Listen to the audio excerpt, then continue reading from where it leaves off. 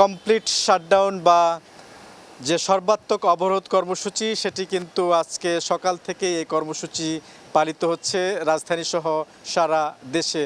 রাজধানীর চিত্র যদি আমরা একটু আরেকবার বলতে চাই, সেটি হচ্ছে সকাল থেকেই আমরা দেখেছি রাজধানীর বিভিন্ন এলাকায়, বিশেষ করে দক্ষিণ সিটি কর্পোরেশন এলাকার কথা যদি বলি, সেটি রাজধানীর শনির আখড়া যাত্রাবাড়ি এলাকায় কিন্তু পুলিশের সঙ্গে দফায় দফায় সংঘর্ষ হয়েছে আন্দোলনকারীদের। তারা মিছিল করার চেষ্টা করেছিলেন, সেখানে পুলিশ বাধা দিয়েছিলেন। পরবর্তীতে সংঘর্ষ বাধে, পুলিশ তাদেরকে কাঁদানে গ্যাস ছোড়ে এবং পরবর্তীতে আমরা যেটি দেখেছি রাজধানীর বিশেষ করে প্রাইভেট বিশ্ববিদ্যালয়গুলো যে রয়েছে, সেই প্রাইভেট বিশ্ববিদ্যালয় কেন্দ্রিক কিন্তু যারা আন্দোলনকারী রয়েছেন তাদের আন্দোলন দেখেছি রাজধানীর আমরা বিভিন্ন এলাকায়। বিশেষ করে আমরা মেরুলবাড্ডায় যে বেসরকারি ব্র্যাক বিশ্ববিদ্যালয় রয়েছে, সেই ব্র্যাক বিশ্ববিদ্যালয়ে কিন্তু আন্দোলনকারীদের সঙ্গে পুলিশের দফায় দফায় সংঘর্ষের ঘটনা শুনেছি। সেই সংঘর্ষ কিন্তু এখনও চলমান রয়েছে।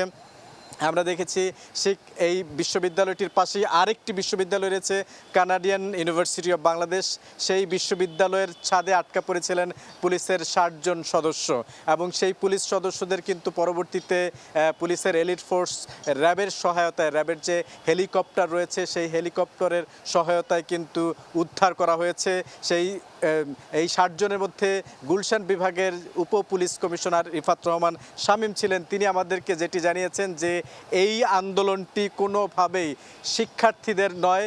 তিনি নিজে আমাকে জানিয়েছেন টেলিফোনে যে এই আন্দোলনে অনুপ্রবেশকারী কিংবা অন্য কোনো যারা উস্কানিদাতা রয়েছেন তারা প্রবেশ করেছেন এবং তারা আগুন ধরিয়ে দিয়েছিলেন এবং পুলিশ কিন্তু ছাদে আটকা পড়েছিলেন, যদিও শেষ পর্যন্ত তাদেরকে উদ্ধার করা হয়েছে। রাজধানীর মিরপুর এলাকায় এখনও সংঘর্ষ চলছে পুলিশের সঙ্গে।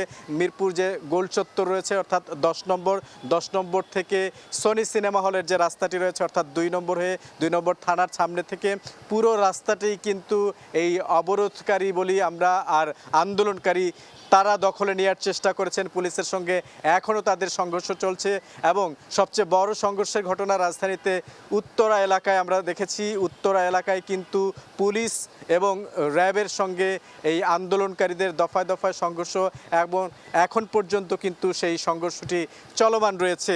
আইন শৃঙ্খলা রক্ষাকারী বাহিনী যদিও এখন পর্যন্ত আনুষ্ঠানিকভাবে কাউকে সেখান থেকে আটক কিংবা গ্রেফতার করতে পেরেছেন কিনা বা এই ধরনের কোনো ধরনের বক্তব্য যদিও গণমাধ্যমে আসেনি, তবে বিভিন্ন সোর্স থেকে যেটি জানা যাচ্ছে যে বিভিন্ন স্থাপনায় হামলা, বিভিন্ন দোকানপাটে হামলা, গ্লোরিয়া জিন্স অর্থাৎ গুলশানে কফি শপ সেখানে যে হামলার ঘটনা ঘটেছে, এই বিষয়গুলো যেভাবে আসছে সেটি কোনোভাবেই এই আন্দোলনকারী যারা রয়েছেন তাদের কাজ নয়, এটি কিন্তু পুলিশ আমাদেরকে জানিয়েছে। এখন পর্যন্ত পুরো রাজধানীতেই কিন্তু এক ধরনের থমথমে পরিস্থিতি বিরাজ করছে। এখন পর্যন্ত বিভিন্ন এলাকায় কিন্তু পুলিশের সঙ্গে দফায় দফায় সংঘর্ষ হচ্ছে।